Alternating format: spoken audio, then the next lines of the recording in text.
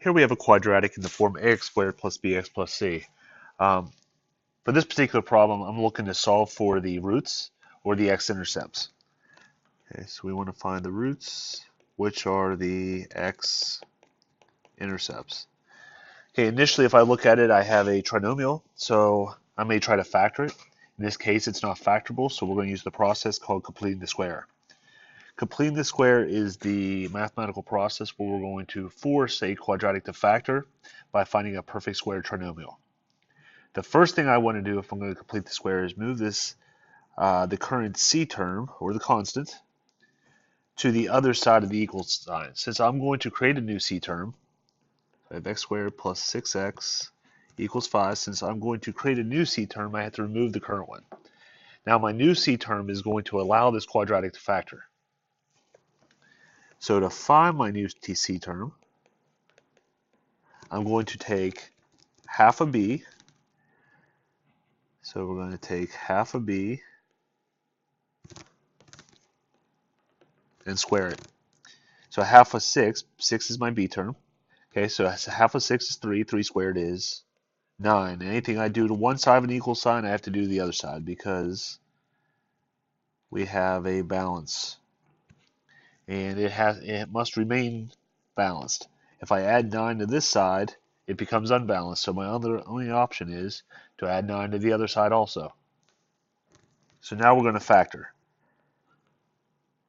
And if I created a perfect square trinomial, which is what I was looking for, it should create two binomials that are exactly the same. Now when I complete the square, I take half of b and square it. And I take half of b because when I'm factoring, these last terms have to add up to whatever the b term is. So if I take half of b, I have 3 and 3, or outsides give me 3x, insides give me 3x for a total of 6x. So I need half of whatever that quantity is first. Then the squaring part is because we're going to take our last term times our last term. So I took half of b and I squared it to get the c term. So half of b squared. And that creates two binomials that are exactly the same. Now the reason that I want them to be exactly the same is I can rate them as a binomial squared, and I can use my square root properties to solve the rest of the equation.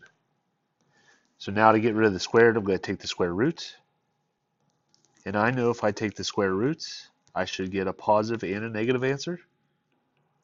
So I get positive negative square root of 14. Now if I would try to break 14 down, 14, 2, and 7 go into 14. I don't have any pairs. There's no perfect squares that go into 14, so you can't break 14 down, so I'm going to leave it the way it is. I have one expression with two different solutions. So I'm going to write that expression twice as two different equations. So we have x plus 3 is equal to the square root of 14, and x plus 3 is equal to negative square root of 14. Let's subtract 3 from both sides, and x is equal to negative 3 plus root 14, and here we have x equals negative 3 minus root 14. Okay, so my two roots are negative 3 plus root 14 and negative 3 minus root 14. And if I had to graph them, I would convert them into approximate answers. I'm going to round to the hundredths or two decimal places. So we have 0.74.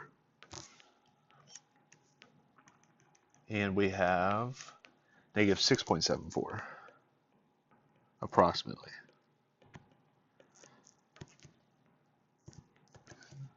So the roots of my equation are x equals negative 3 plus root 14 and x equals negative 3 minus root 14.